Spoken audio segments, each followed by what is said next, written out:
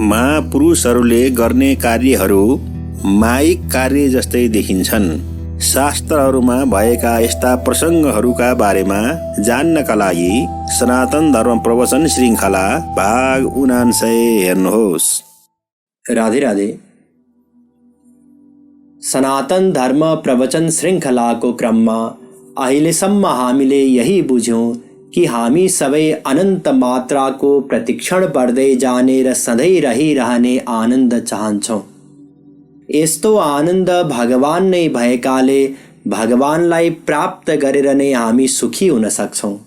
भगवानलाई प्राप्त गर्नको निम्ति उहाँलाई जान्नु पर्छ। तर भगवान त इन्द्रिय मन बुद्धि भन्दा पर हुनुहुन्छ। त्यसैले हामी हाम्रो माइक इन्द्रिय मन बुद्धिद्वारा दिव्य भगवानलाई जान्न ग्रहण गर्न सक्दैनौँ। कसरी सम्भव छ त?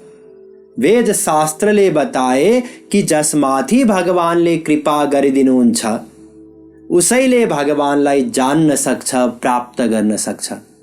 र भगवानको कृपा प्राप्त गर्नको निम्ति मनद्वारा भगवानको शरणमा जानु अनिवार्य हो। तर अहिले हाम्रो मन संसारी विषयहरूमा आसक्त छ। त्यसैले बारम्बार संसारमा सुख छैन, भगवानबाट नै आनन्द मिल्छ, यसको चिन्तन गरेर संसारको स्वरूपको विचार गरेर मनलाई संसारबाट हटाउनु पर्छ, विरक्त गराउनु पर्छ।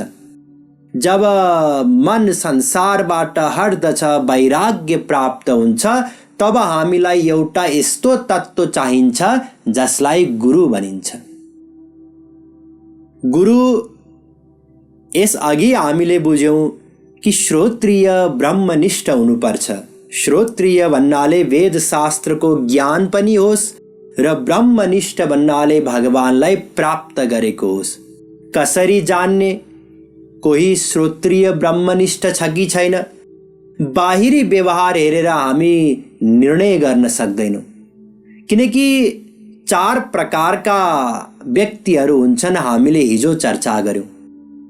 पहिलो, जो भित्रबाट मायाधीन हुन्छन्, बाहिरबाट पनि त्यसै अनुसारको व्यवहार गर्छन्, यस्ताबाट हामीलाई कुनै पनि डर हुँदैन। तर जो भित्रबाट मायाधीन छन् र बाहिरबाट अनेक आडम्बर धारण गर्दछन्, दम्भी बाबाजी, यस्ता व्यक्तिबाट हामीलाई खतरा हुन्छ। यी त 2 प्रकारका मायाधीन व्यक्ति भए। र जो महापुरुष हुनुहुन्छ उहाँहरू पनि 2 प्रकारका हुनुहुन्छ। पहिलो, जो भित्रबाट त मायातीत हुनुहुन्छ नै र बाहिरबाट पनि भगवानको नित्य आनन्दमा निमग्न भएको कारणले गर्दा उहाँले केही पनि देख्नुहुन्न, केही पनि सुन्नुहुन्न, त्यो आनन्दमा नै डुबिरहनुहुन्छ, यस्ताबाट हाम्रो कल्याण नै हुन सक्दैन। दोस्रो, जो भित्रबाट मायातीत हुनुहुन्छ तर बाहिरी व्यवहार उहाँहरूको मायाधीन व्यक्ति समान हुन्छ, प्राकृत जस्तै व्यवहार गर्नुहुन्छ। किन? हाम्रो कल्याणको निम्ति। त्यो अनन्त सुखलाई उहाँले कन्ट्रोल गर्नुहुन्छ। अब बाहिरी व्यवहारबाट हामीले महापुरुष हो कि होइन भनेर निश्चय गर्न खोज्यौँ भने जो दम्भी बाबाजी हुन् उनीहरूलाई त महापुरुष ठान्दछौँ, तर जो वास्तविक महापुरुष हुन् उनीहरूलाई तिरस्कार गरिदिन्छौँ। ती दम्भी बाबाजीहरूलाई थाहा छ हाम्रो कमजोरी के हो, त्यसैको फाइदा उठाएर उनीहरू प्रोपोगन्डा गर्छन्, व्यक्तिहरूलाई आकर्षित गर्छन्, उनीहरूको भ्रममा हामी फस्छौँ।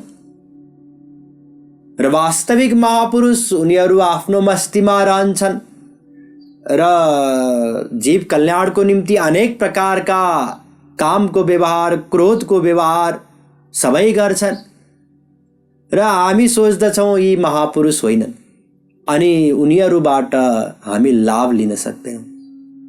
अब कसैलाई लाग्न सक्छ कि महापुरुषको मतलब त हो मायाबाट पर, मायातीत, ब्रह्मनिष्ठ, भगवानलाई प्राप्त गरेको। यस्ता महापुरुषहरूको कार्य, बाहिरी कार्य कसरी प्राकृत समान हुन सक्छ?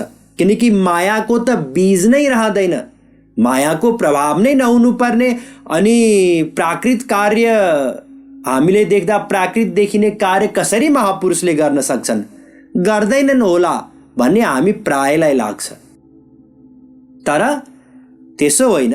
यसको बारेमा आज हामी गम्भीर रूपले चर्चा गर्नेछौँ। ध्यान दिनुहोस्, यो एकदम इम्पोर्टेन्ट विषय हो, किनकि यही विषय नजानेकाले गर्दा हामी दम्भी बाबाजीहरूको चङ्गुलमा फस्छौँ।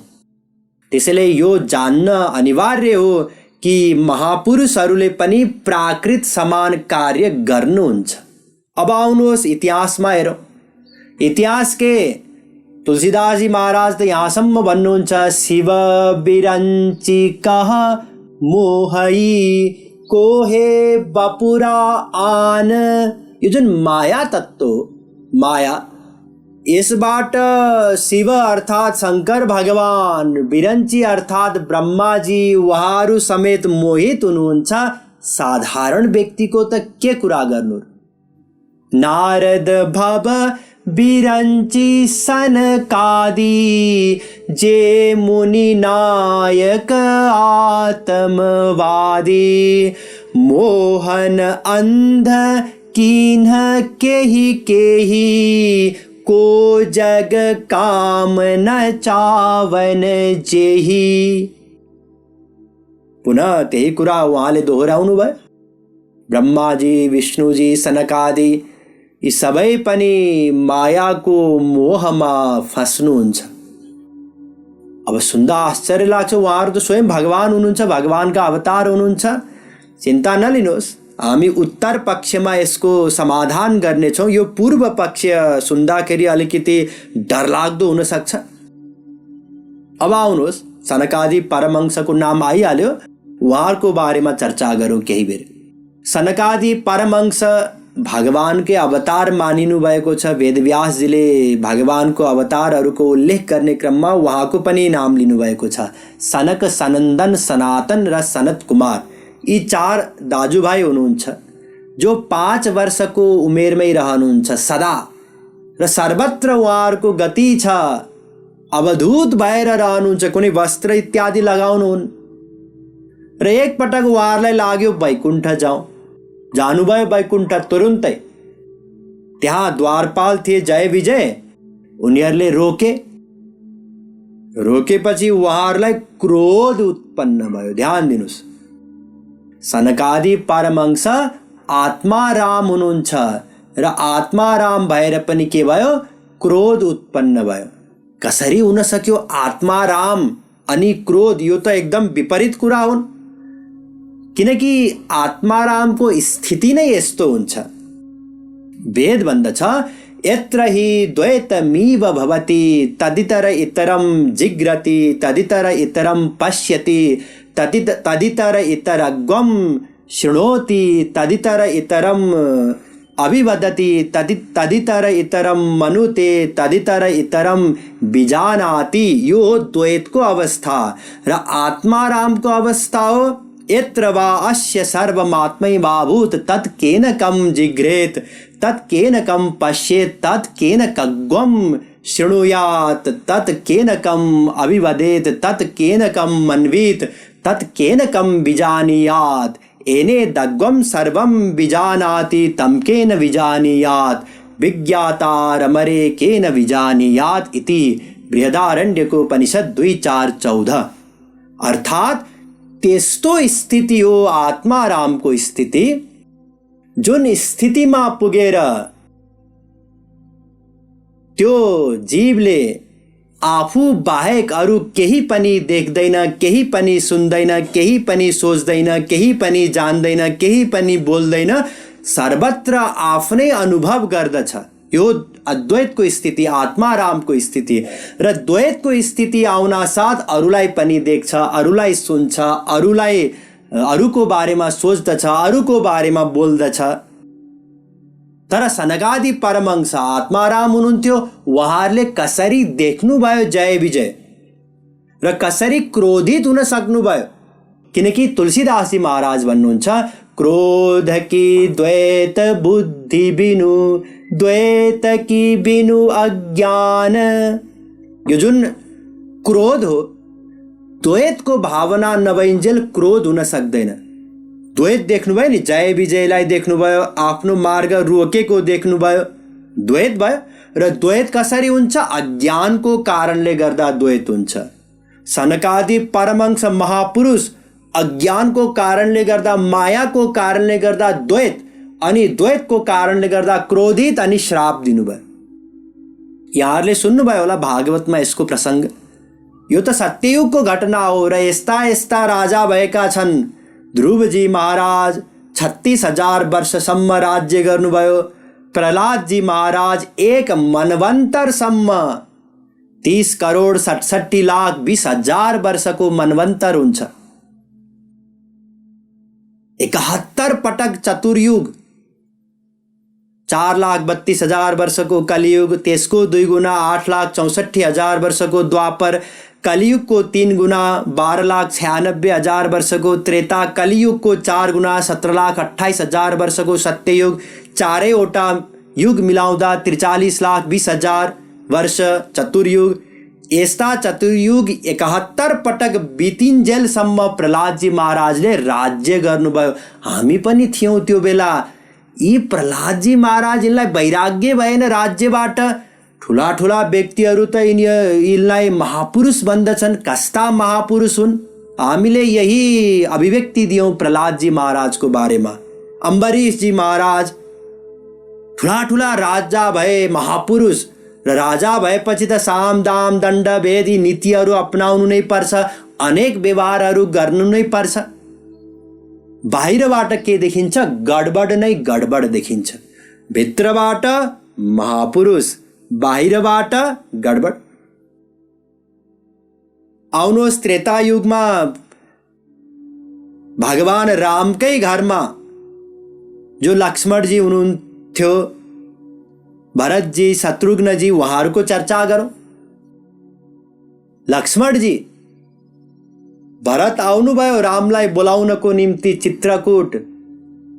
लक्ष्मणजीले थाहा पाउनुभयो, देख्नुभयो, दौडेर आउनुभयो कुटीमा, धनुष लिनुभयो, तर्कस बाँध्नुभयो र शपथ लिनुभयो, भगवान रामको शपथ कि जो सहाय कर शंकर आई, तो मारौ रन राम दुहाई। यदि आज भगवान शंकर जी पनि यिनीहरूको सहायताको निम्ति आउनुभयो भने पनि प्रभु रामको कसम, म भरत र शत्रुघ्नलाई रणभूमिमा मारेरै छोड्नेछु। क्रोध पराकाष्ठाको लक्ष्मणजी, जो प्रभु रामकै स्वरूप मानिनुहुन्छ, रामकै सँगसँगै उहाँको पनि मूर्ति स्थापित गर्छन् व्यक्तिहरू मन्दिरमा, उहाँ लक्ष्मणजी क्रोधित हुनुभयो। अर्को प्रसङ्ग पनि छ लक्ष्मणजीको। यहाँहरूले सुन्नुभएकै छ, जब सुनको हरिणलाई देखेर भगवान राम सीताको इच्छा अनुसार त्यो हरिणको वधको निम्ति जानुभयो। जानुभन्दा पहिले उहाँले लक्ष्मणजीलाई सावधान गराउनु भयो। हेर लक्ष्मण, प्रभु लक्ष्मण ही कहा समुझाई, फिरत विपिन निशिचर बहु भाई, सीता केरी करेहु रखवारी, बुद्धि विवेक बल समय विचारी। हे लक्ष्मण, राक्षसहरू चारैतिर घुमिरहेका छन्, त्यसैले बुद्धि, समय, बल, विवेक सबै विचार गरेर सीताको हेर विचार गर्नु, रक्षा गर्नु। र अब त्यो सुनको हरिण त मारिच राक्षस थियो, मायावी। जब प्रभु रामले उसको वध गरिदिनु भयो, मृत्यु पूर्व उसले हा सीता, हा लक्ष्मण भनेर रामको आवाजमा उसले चिच्यायो। सीता मैयाले सुन्नुभयो र लक्ष्मणलाई भन्नुभयो कि हेर हेर, प्रभु रामलाई सङ्कट आए जस्तो छ, त्यसैले जाऊ, गएर हेर, रक्षा गर उहाँको। लक्ष्मणजीले सम्झाउनु पनि भयो कि भ्रिकुटी विलास सृष्टि लय होई, सपने संकट परई न सोई। कि हे माता, प्रभु रामलाई त सपनामा पनि सङ्कट आउनै सक्दैन। त्यसपछि सीता मैयाले कठोर वचन सुनाउनु भयो लक्ष्मणजी प्रति, र लक्ष्मणजी क्रोधमा त्यहाँबाट हिँड्नुभयो। जब लक्ष्मणजी जानुभयो, रावण आयो, हरण गरेर लिएर गयो सीतालाई। उता भगवान राम फर्किँदै हुनुहुन्थ्यो, मारिचलाई मारेर अनेक अपशकुनहरू देख्नुभयो, लक्ष्मणजीलाई पनि देख्नुभयो। अब उहाँलाई डर लाग्यो, कहीँ सीतालाई केही भइहाल्यो कि। सोध्नुभयो, किन आयो, मैले त आज्ञा दिएको थिएँ। लक्ष्मणजीले जस्ताको तस्तै बताउनु भयो, र रामले लक्ष्मणलाई भन्नुभयो, क्रोधस्य वशमापन्नो न करो शासनम मम। वाल्मीकि रामायण। लक्ष्मण, तिमी क्रोधको वशीभूत भएर मेरो आज्ञा मानेनौ, यो तिमीले ठिक गरेनौ। हेर्नुस्, यहाँ पनि क्रोध आयो। लक्ष्मणजी महापुरुषहरूको पनि महापुरुष, परम पुरुष। क्रोध, लक्ष्मणजीलाई भ्रम पनि भएको छ, केवल क्रोध होइन। जब वनवासमा कै क्रममा सीता मैयाको हरणपछि सीता मैयाको खोजी गर्दै राम लक्ष्मण वनमा भट्किँदै हुनुहुन्थ्यो, रामको परीक्षाको निम्ति देवी पार्वती सीता बनेर जानुभयो त्यही जङ्गलमा, र देख्नुभयो सीता मैयाको स्वरूपमा पार्वतीलाई। रामले त चिन्नुभयो, तर लक्ष्मणजीलाई भ्रम भयो। लक्ष्मण दीख उमाकृत वेशा, चकित भए भ्रम हृदय विशेषा। चकित हुनुभयो र भ्रम उत्पन्न भयो, विशेष भ्रम उत्पन्न भयो। त्यसैले लक्ष्मणजीको व्यवहारमा हामीले क्रोधको व्यवहार पनि देख्छौँ यदि पढ्यौँ शास्त्र भने, भ्रमको व्यवहार पनि देख्यौँ। अब आउनुहोस् भरतजी महाराजको बारेमा पनि बुझौँ, जुन भरतजीको निम्ति तुलसीदासजी महाराज भन्नुहुन्छ, भरत सरीसको राम सनेही, जग जप राम राम जप जेही। भरत जी समान प्रिय रामको अरू कोही पनि छैन, र स्वयं प्रभु रामले भरतजीको बारेमा भन्नुभएको छ, न सर्वे भ्रातरस्तात भवन्ति भरतोपमाः। वाल्मीकि रामायण। अर्थात भरतजी समान अरू कोही पनि छैन। वहाँ भरतजी आफ्नी माता कैकेयीको निम्ति भन्नुहुन्छ, हन्यामहमिमां पापां कैकेयीं दुष्टचारिणीं, यदि मां धार्मिको रामो नाशूयन् मातृघातकम्। वाल्मीकि रामायण। कि दुष्ट, दुराचारिणी यी शब्दहरूको प्रयोग गर्नुभयो र भन्नुभयो कि यदि प्रभु रामले मलाई माताको हत्यारा भनेर मेरो परित्याग न गरिदिने हो भने आज म यो दुष्टा दुराचारिणी कैकेयी, माता पनि भन्नु भएन, कैकेयीको म वध गरिदिने थिएँ। अध्यात्म रामायणमा पनि यही प्रसङ्ग छ। भर्तृघातिनी दुष्टे त्वं कुम्भिपाकं गमिष्यसि। हे दुष्टा, ता कुम्भिपाक नामक नरकमा जाने छेस, ता पति की हत्यारा होस्। कति कठोर शब्द माताको निम्ति, र स्पष्ट भन्नुभयो, खबरदार मेरो अगाडि आउनु, मसँग नबोल्नु, त मसँग बोल्नको निम्ति पनि काबिल छैनस्, लायक छैनस्। न ते हम विभाष्योस्मि दुर्वृत्ते पातिघातिनी, त पतिको हत्यारा होस्, मसँग नबोल। तुलसीदासजी महाराजले पनि यही प्रसङ्ग को सुन्दर व्याख्या गर्नुभएको छ। बरमागत मन भई नहीं पीरा, गरिन जीह मुह परे हुन कीरा, विधि हुन नारी हृदय गति जानी, सकल कपट अघ अवगुण खानी, जो हसी सो हसी मुह मसिलाई, आँखी ओट उठी बैठ ही जाई। हे दुष्टा, जब वर मागेकी थिइस् त्यति बेला तँलाई के अलिकति पनि पीडा भएन?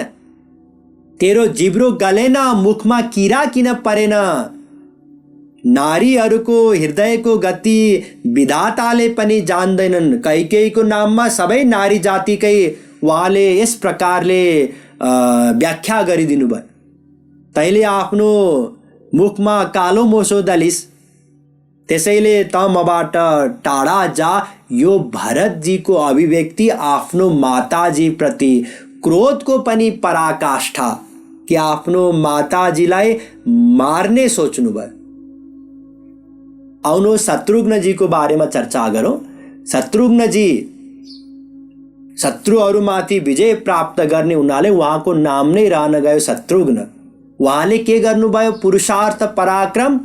होमगी लात तकी कुवर मारा, परिमुह भर मही करत पुकारा, कुवर टूटेउ फूट कपारू, दलित दसन मुख रुधिर प्रचारू, लगे घसीटन धरी धरी झोटी। मन्थरालाई उहाँले एक लात मार्नुभयो।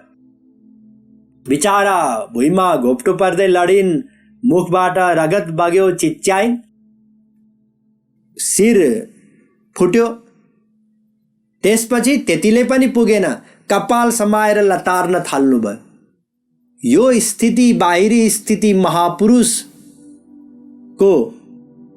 अनि हामी बाहिरी व्यवहार हेरेर महापुरुषलाई चिन्न खोज्छौँ। क्रोधको पनि पराकाष्ठा। बिचारा एउटा अबला नारी। शत्रुघ्नजी स्वयं राजकुमार हुनुहुन्थ्यो। उहाँले कुनै राजदण्ड दिलाउन सक्नुहुन्थ्यो, अथवा भगवान नै हुनुहुन्थ्यो, मृत्युपछि दण्ड दिन सक्नुहुन्थ्यो। तर दुवै गर्नु भएन, सिधै प्रहार गर्नुभयो एउटा नारी माथि। सुग्रीवजी महाराज भगवानको परम सखा, जब राज्य प्राप्त भयो, बालीलाई मारिसकेपछि, राज्य प्राप्त भइसकेपछि बिर्सिनु भयो प्रभु रामलाई। सुनि सुग्रीव परम भय माना, विषय मोर हरि लिनेहु ज्ञाना। यो जुन विषय हो, राजमद हो, त्यसले मेरो ज्ञान हरण गर्यो। यो सुग्रीवजी महाराजले बताउनु भयो। आफ्नी भाउजूलाई श्रीमती बनाउनु भयो, तारालाई। महापुरुष भइसकेपछि पनि ज्ञान नष्ट। बाहिरी व्यवहारमा यदि हामीले बाहिरी व्यवहारलाई हेरेर महापुरुषलाई चिन्न खोज्यो भने यस्तै यस्तै व्यवहार पनि हुन सक्छन् महापुरुषका। लक्ष्मणजी जसले आदर्श प्रस्तुत गर्नुभएको थियो सुग्रीवजीको अगाडि, न हम जानामि केयूरे न हम जानामि कुण्डले, नूपुरे तो भी जानामि नित्यं पादाभिवन्दनात्। हे प्रभु, जब सीता मैयाको आभूषणहरू देखाउनु भयो, तब उहाँले भन्नुभयो कि म केवल उहाँको पाउजु जुन हो चरणमा लगाउने त्यसलाई मात्रै चिन्दछु, अरू मैले कुन कुण्डल हो, कुन गहना हो, म केही पनि जान्दिनँ, किनकि मैले उहाँको चरण बाहेक केही देखेकै छैन। चरणमा म नित्य प्रार्थना गर्छु, वन्दना गर्छु, प्रणाम गर्छु, त्यसैले चरणको दर्शन गरेको छु। यो हो लक्ष्मणजीको आदर्श। अनि सुग्रीवजीले के गर्नुभयो? आफ्नी भाउजूलाई श्रीमती बनाउनु भयो। र यही दोष विभीषणजीमा पनि थियो। विभीषणजीले पनि आफ्नी भाउजू रावणकी श्रीमती मन्दोदरीलाई श्रीमती बनाउनु भयो, तर प्रभु रामले त्यो दोषलाई देख्दै देख्नु भएन। सोई करतोति विभीषण केरी, सपने हूँ सोन राम हिय हेरी। अब हेर्नुहोस्, त्रेतायुगका केही अलिअलि प्रसङ्ग हामीले लियौँ। त्यसो त अनेकौं स्थानहरूमा शास्त्रमा हामीले पढ्यौँ भने यस्तै व्यवहारहरू हामी पढ्न सक्छौँ। यस्तै व्यवहारहरूको चित्रण गरिएको छ कि महापुरुष हुनुहुन्छ, भगवत स्वरूप हुनुहुन्छ, तर कामको व्यवहार, क्रोधको व्यवहार, भ्रम, अज्ञान। त्यसैले हामी बाहिरी व्यवहार हेरेर महापुरुषलाई चिन्न जान्न सक्दैनौँ र यही गल्ती हामीले बारम्बार गरिरहेका छौँ। जान्छौँ कहिलेकाहीँ हाम्रो पूर्व जन्मको संस्कारले गर्दा वास्तविक गुरु महापुरुष पनि मिल्नुहुन्छ, तर हामीले के गर्छौँ, बाहिरी व्यवहार हेरेर नै यस्तो गर्नुभयो, यस्तो त गर्न नहुने भन्छौँ अनि उहाँलाई परित्याग गरेर फेरि अन्तै कुनै दम्बी बाबाजीको चक्करमा फस्छौँ। त्यसैले दृढ निश्चय गर्नु छ कि सन्तको या महापुरुषको बाहिरी व्यवहारलाई हेरेर हामी कुनै पनि निर्णयमा पुग्ने छैनौँ, किनकि बाहिरी व्यवहार उहाँको यस्तै यस्तै गडबड व्यवहार हुन्छ।